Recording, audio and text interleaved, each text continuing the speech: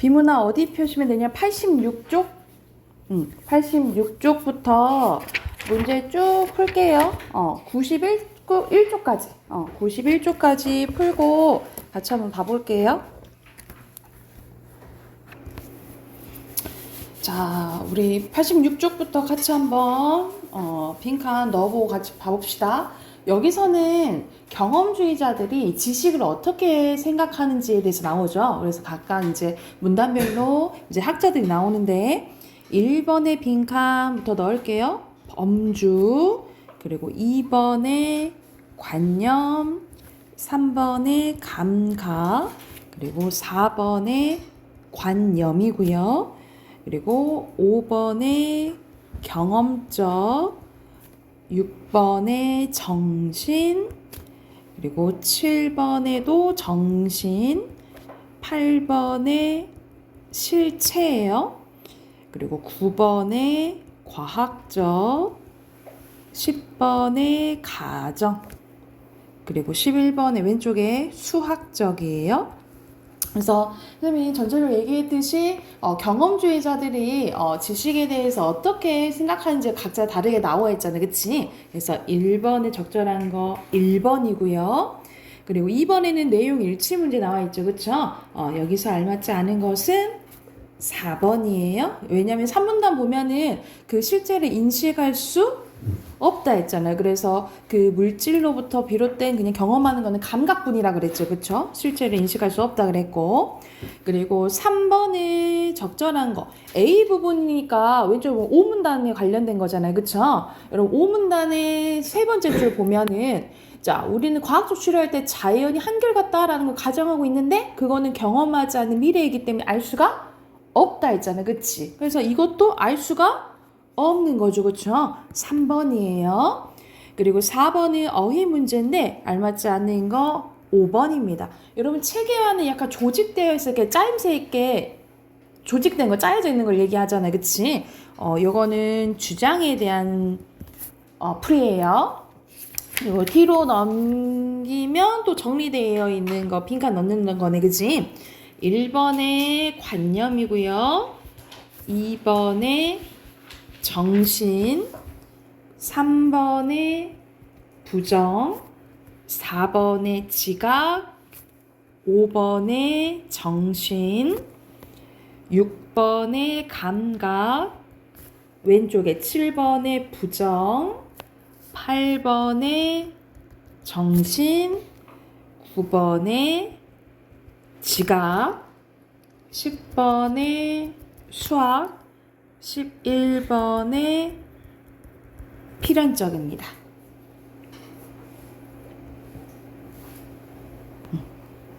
됐나요? 민준이 됐어요? 4번이고 4번이요? 4번에 지각.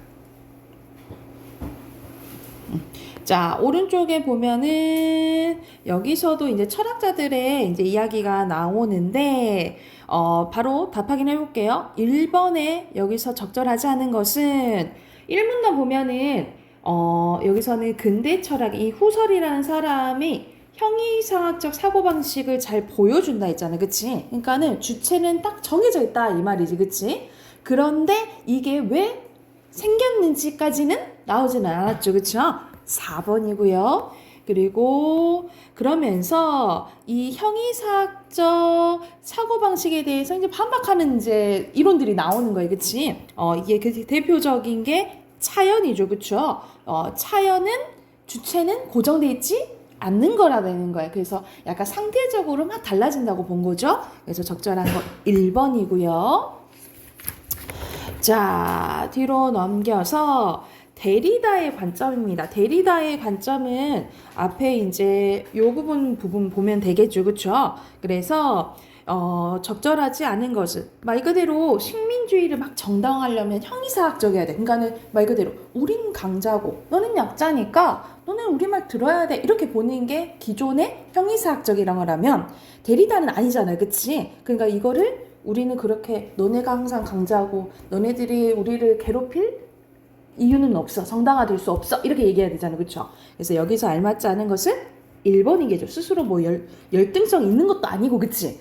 이거를 뭐 극복해야지 벗어날 수 있다. 이건 전혀 아닌 거죠. 말 그대로 그 강자들이 생각을 바꿔야 되는 거잖아요. 그쵸?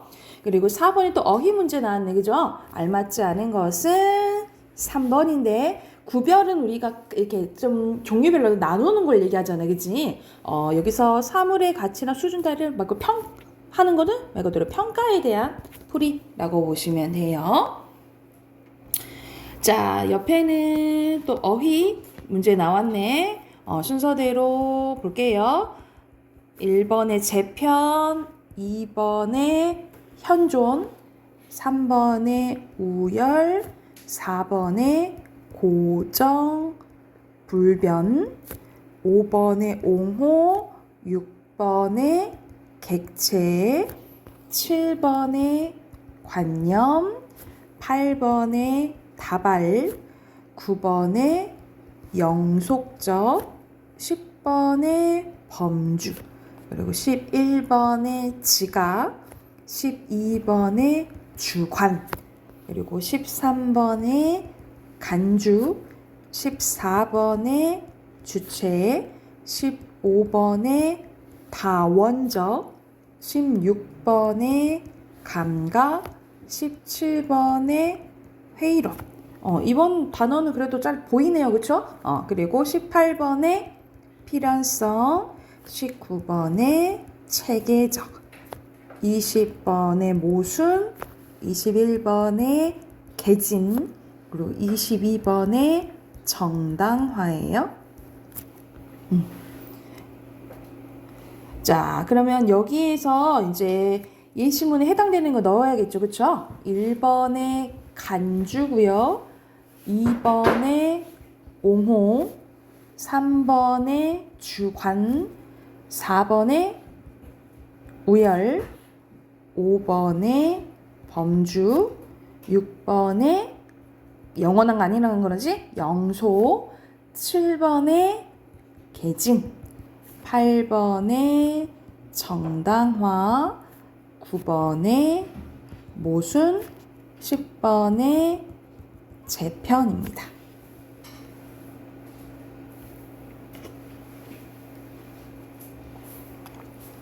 이번 단어는 좀 저번보다는 좀 쉬웠던 것 같은데, 그치? 저번 단어는 선생님도 막 찾기 조금 어려운 거 있었던 것 같은데, 여기는 그래도 힌트 보면은 바로 찾을 수 있는 단어들 나왔네요. 그죠?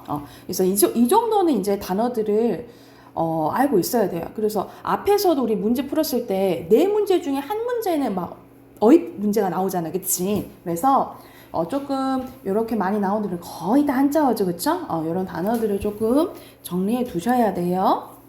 자, 빈문항 여기까지 하고 우리 문법 꺼내 볼게요.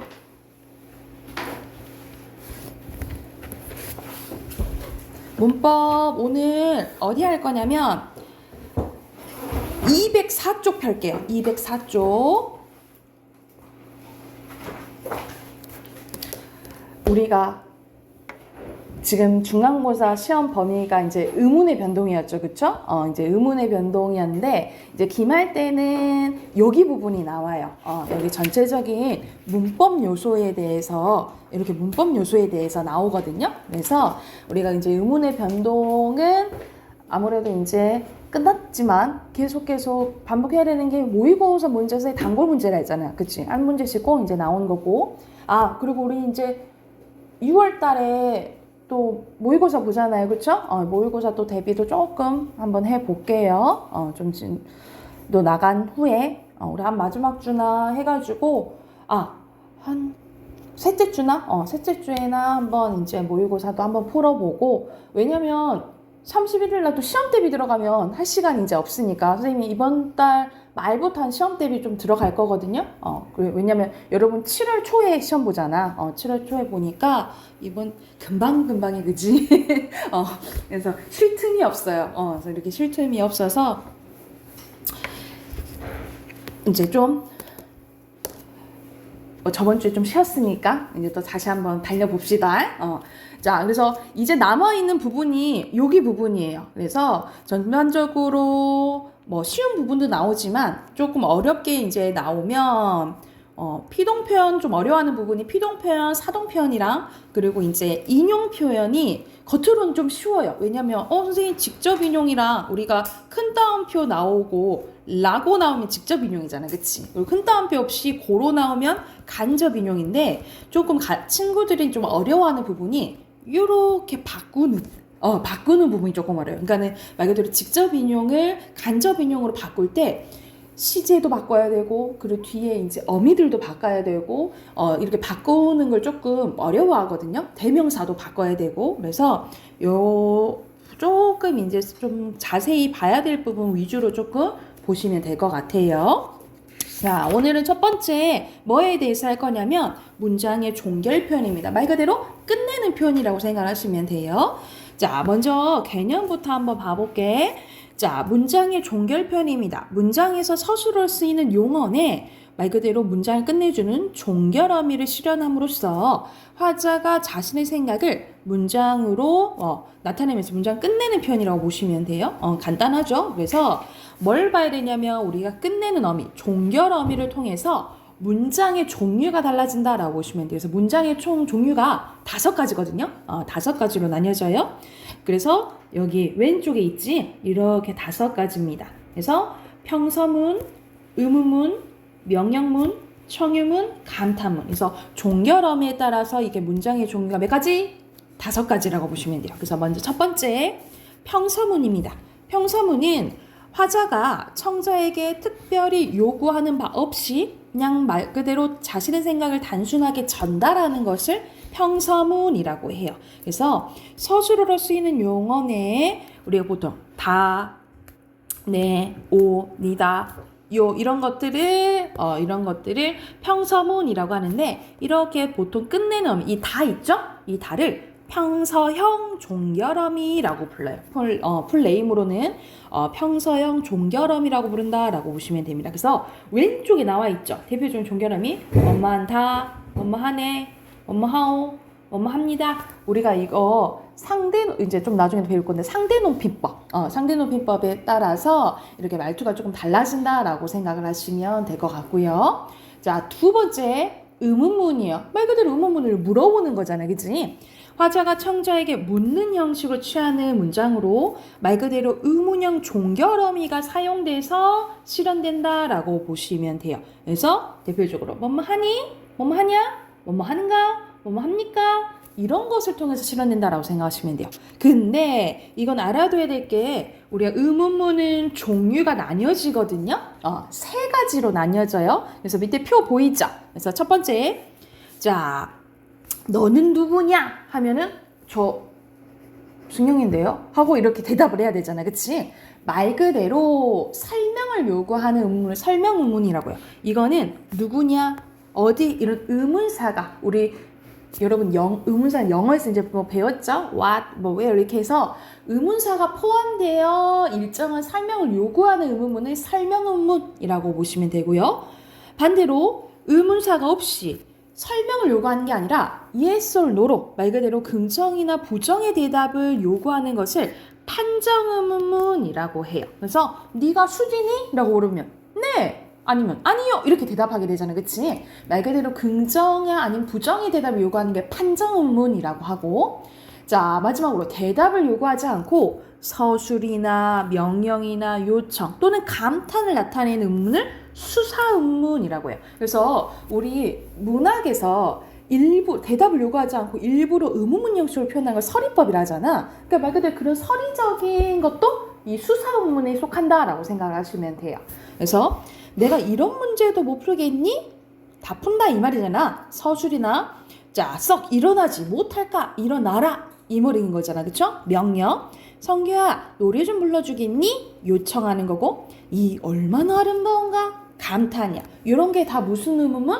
수사 의문문인 거예요. 그래서 의문문의 종류에는 3가지가 있어. 뭐? 설명, 판정, 수사. 그래서 요것을 구별하는 문제가 가끔 이제 모의고사에 나와요. 그래서 이렇게 3가지 구별하시면 되고요.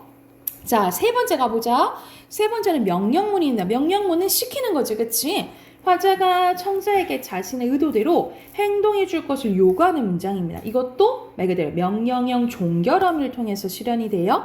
명령형 종결어미에는 보통 대표적으로 뭐뭐 해라야, 뭐뭐 해라, 또는 뭐뭐 하게, 뭐뭐 하십시오가 명령형 종결어미라고 보시면 되고요. 자, 이거는 두 가지로 나뉘어집니다. 직접 명령문, 간접 명령문. 말 그대로 직접은 청자에게 직접 명령하는 거예요. 그래서 내 손 잡아라, 이리 오너라 이런 거라면 간접은 불특정 다수에게 하는 거예요. 그래서 답을 고르라, 쓰라. 뭐 요즘에는 친절하게 고르시오 뭐 이렇게 나오지만 예전에는 뭐 고르라 뭐 이렇게 또 많이 썼어요. 아니면은 자유가 아니면 죽음을 달라 이런 식으로 특정 청자가 아니라 불특정 다수에게 이렇게 쓸 때는 이제 간접으로 본다라고 생각하시면 될 것 같아요. 그리고 청유문입니다. 청유문은 자 명령은 시키는 거야. 너 이거 해라고 얘기하는 거라면 청유문은 같이 하자라고 얘기하는 거야. 그래서 화자가 청자에게 함께 행동할 것을 요청하거나 제안하는 거예요. 요것도 마찬가지로 청유형 종결어미를 통해서 실현되는데 왼쪽 다시 거기 보면 뭐뭐하 대표적인 게 자예요. 뭐뭐 하자, 뭐뭐 합세, 뭐뭐 합시다 이런 게 대표적인 청유형 어미고요. 청유문은 뭐 따로 뭐 종류가 나뉘어지는 것은 없어요. 없고 자 특징 봐야 돼요. 자 명령문과 청유문의 특징입니다. 자, 형용사는 명령문, 청유문의 서술어가 될 수 없어요. 그래서 우리 앞에서 우리 품사 했을 때도 배웠어요. 동사랑 형용사 구별법 배웠잖아요. 그치? 뭐 대표적인 게 선생님이 니은다나 는다 이런 현재형 어미랑 붙을 수 있으면 동사 아니면 형용사라고 했지만 또 다른 구별법은 명령문이나 청유문이 될 수 있으면 동사 아니면 형용사 라고 생각하시면 돼요. 그래서 형용사는 이 명령문과 청유문의 서술어가 될 수 없다 라고 보시면 되고요. 선생님 예뻐라 되잖아. 예뻐라 이거 되잖아요. 하지만 이때 예뻐라는 명령이 아니고 그냥 감탄의 의미잖아. 그치? 그래서 여기서 헷갈려 해서는 안 되고요. 그리고 명령문, 청유문에서는 선어말어미, 시제, 어시나 더 개도 쓸 수 없다. 그러니까 시제와 좀 관련된 건 쓸 수 없다라고 생각하시면 될 것 같아요. 너무 이상하잖아? 먹겠자. 너무 이상하잖아. 그치? 그래서 시제, 선어말 어미와는 어울리지 않는다라고 보시면 됩니다. 그리고 마지막 감탄문이에요. 자, 감탄문은 화자가 자신의 느낌을 말 그대로 표현하는 거라고 생각하시면 됩니다. 그래서 감탄형 종결어미가 있는데 대표적인 게 뭐뭐 하는구나예요. 뭐뭐 하는구나, 뭐뭐 하는구려, 뭐뭐 하는군, 그리고 뭐뭐 하도다. 이거는 거의 이제 예스러운 말투지, 그치? 그래서 감탄문은 여기서는 특징이 표로 정리되어 있는데 동사랑 결합하는 것은 뭐뭐 하는 구나고요. 형용사와 서술격 조사 이다 결합하는 그냥 구나예요. 그리고 서술격 조사 이다나 형용사 아니다랑 결합하는 게 로구나라고 생각하시면 될 것 같아요. 그래서 근데 대표적으로는 그냥 구나 우리가 자연스럽게 부르는구나 좋구나 뭐 이렇게 되잖아, 그치? 그러니까 굳이 막 따로 막 외울 필요는 없고 대표적인 게 그냥 구나가 붙으면 감탄문이다 라고 생각하시면 됩니다. 그리고 왼쪽에 오른쪽에 여러분 뭐뭐 해라 아까 전에 뭐 예뻐라 뭐 이런 거 나왔잖아. 추워라 이런 식으로도 감탄 표현을 쓸 수 있다 라는 내용이라고 생각하시면 돼요.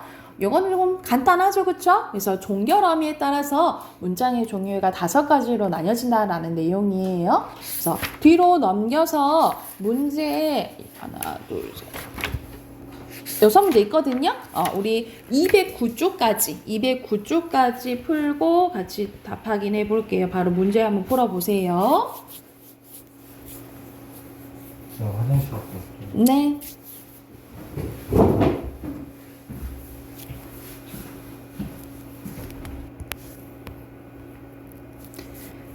자, 286번 같이 봐볼게요. 여기서는 동일한 형태의 종결어미가 다르게 실현될 수 있다라고 했잖아. 그치? 마지막에 봤잖아. 뭐뭐 해라 라는 게 명령형도 되지만 감탄도 된다 했죠. 그쵸? 그래서 적절한 거 5번이에요. 시설하는 여기서는 명령이지만 뭐뭐 하고 싶어라 라는 거는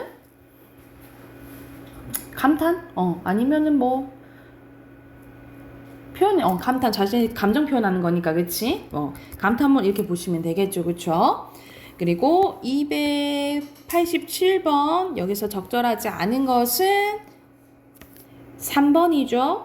여기서는 디귿 봐봐. 너 오늘 저녁에 무엇을 하니? 라고 했잖아, 그치? 그러면 무엇을 하니가 진짜 무엇을 하니를 물어보는 거면 설명문이잖아, 그치? 근데 무엇을 하니? 라고 하니까 아니? 라고 했잖아, 그쵸? 그러면 이때는 판정이라고 했으면 되겠죠, 그쵸? 그래서 3번이고, 그리고 288조 밖에 비오니 아니? 이렇게 되잖아, 그치? 그러면 판정, 설명, 수사 이렇게 되겠지, 그죠? 그래서 3번이고요. 그리고 289번에 이것도 바로바로 넣으면 이렇게 쭉 꿈을 찾으라. 이거는 불특정이잖아, 그치? 그러면 니은에 해당되겠죠, 그쵸? 그리고 넘어질라. 여기는 디귿의 경계. 그 다음에 기억이겠죠. 그래서 답은 4번이고요. 290조 여기서는 화자만 하는 거야, 그치? 같이 하는 게 아니라 여기서는 4번이고요. 그리고 291번에 여기서 적절하지 않은 것은 자 5번이거든요. 봐보자. 여기서 뜨겁구나 하는 군화형의 감탄문을 만들 수 있는 용언의 품사는 그럼 여기서 품사는 뭐 쓰인 거예요? 뜨겁다라는 형용사가 쓰였잖아요. 그치? 근데 요거는 어라형 감탄형에 비해 제한적이냐 이 말이야. 우리 형용사 생각해봐. 형용사는 어라는 명령이잖아, 그치? 이 명령이랑 잘 어울린다 했어요? 어울리지? 않는다 했잖아, 그치? 그래서 여기에 비해가 틀렸죠. 비해 제한적인 게 아닌 거지, 그치? 바뀌었다 생각하시면 돼요. 그래서 5번입니다. 됐을까요? 자, 뒤로 넘겨볼게요. 자, 오늘 높임 표현까지 한번 해볼게. 자, 높임표 우리 말에는 이 높임말이 잘 발달돼 있잖아요, 그쵸? 근데 우리 이제 개념 지을 때 항상 높임말은 높임 표현은 높이는 것만 생각을 하는데 자, 높이거나 낮추는 것까지 포함되어 있어요. 그래서 자, 높임 표현은 우리가 상대에 따라서 높이거나 낮추는 표현을 생각하시면 되는데 자, 높이는 대상에 따라서 세 가지로 나뉘어집니다. 높이는 대상에 따라서 자, 기준이 뭐냐면 옆에 잠깐 쓸게요. 높이는 대상이에요. 높이는 대상에 따라서 세 가지로 나뉘어집니다. 첫 번째, 주체는 말 그대로 뭘 높이는 거야? 주체, 주어를 높이는 거라고 생각하시면 되고 객체는 목적어나 부사어를 높이는 거라고 생각하시면 되고 상대는 성자를 높이거나 여기 뭐 나와 있어? 낮추는 것까지 포함되어 있지, 그치? 그래서 이 상대 높임법 때문에 낮추는 것까지 포함되어 있다라고 생각하시면 돼요. 그래서 자, 높임 표현은 높이는 대상, 주어를 높이는지, 목적어나 부사 높이는지, 아니면 상대방을 높이거나 낮추는 건지 이거에 따라서 세 가지로 나뉘어진다라고 생각을 하시면 돼요. 자, 먼저 우리 주체 높임법 가볼게. 주체는 뭐 높이는 거라고? 주어 높이는 거예요. 주어 높이는 건데 실현 방법을 조금 외우셔야 돼요. 실현 방법 첫 번째, 주체 높임 선어 말함이 시가 쓰입니다. 시.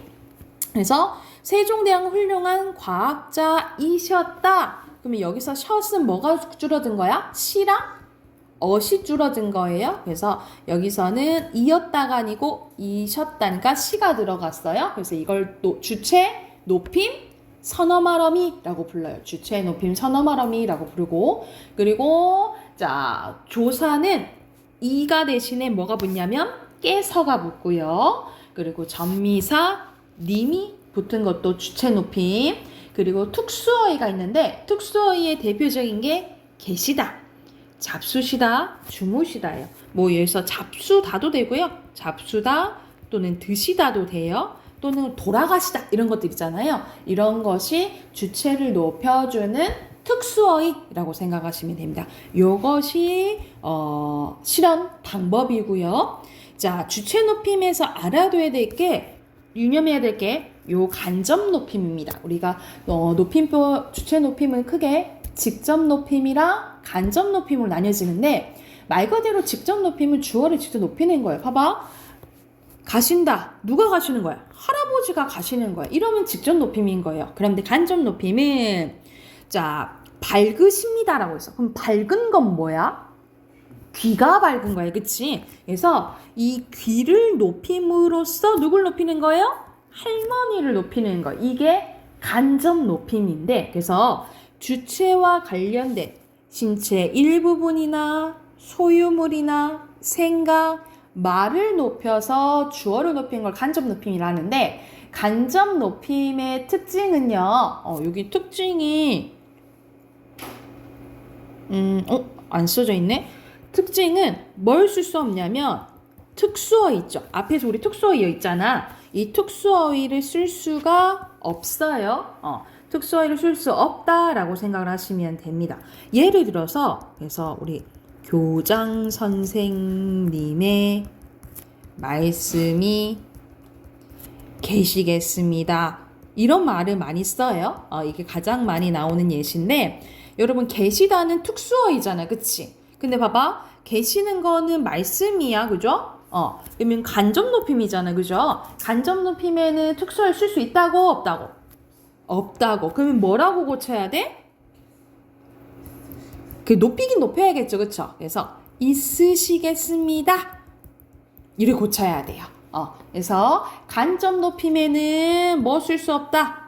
특수어휘 쓸 수 없다라고 기억을 해두시면 돼요. 됐습니까? 그래서 여기서 주체 높임에는 간접 높임 좀 기억을 해두셔야 되고요.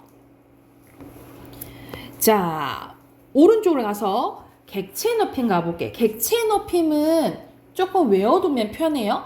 자, 객체 높임은 뭐 높이는 거라고? 목적어나 부사어 높이는 건데, 애게 대신에 부사격 조사 깨가 쓰이고요. 깨. 그리고 특수어휘가 있는데, 특수어휘는 4가지밖에 없거든요. 그래서 이걸 외우시면 이거 쓰이면 객체다 라고 알아둘 수 있게, 바로 알 수 있겠죠, 그쵸? 그래서 특수어휘는 외우세요. 자, 뭐 있냐면 모시다, 배다, 드리다, 여쭈다예요. 드리다, 배다, 여러분 뵙다도 돼요. 뵙다 똑같아. 뵙다, 드리다, 여쭙다도 돼요. 여쭙다. 그래서 드리다, 모시다, 뵙다, 여쭈다가 쓰이면 무슨 높임법? 객체 높임법. 그러니까 간단하죠? 이게 다야, 객체는. 자, 부사격 조사 깨랑 특수어휘 드리다, 모시다, 뵙다, 여쭈다가 쓰이면 무슨 높임법? 객체 높임법이라고 생각하시면 돼요. 이게 끝이야. 간단하지, 그치? 근데 이거는 조금 외워두면 그 예시문에 딱 나오잖아? 그러면 바로바로 모시다 쓰였다 동그라미 치고, 깨 나왔다 동그라미 치면 객체 쓰였네 이렇게 바로바로 표시하셔서 확인하시면 돼요. 자, 그 다음 상대 높임법입니다. 상대 높임법은 뭐라 해서 청작, 듣는 사람을 높이거나 낮추는 거라고 했어요. 그래서 이거는 어떤 것으로 실현되냐면 종결어미, 끝내는 어미를 통해서 실현된다라고 보시면 돼요. 그래서 이 상대 높임법은 크게 2가지로 나뉘어지거든요. 그 2가지 뭐냐?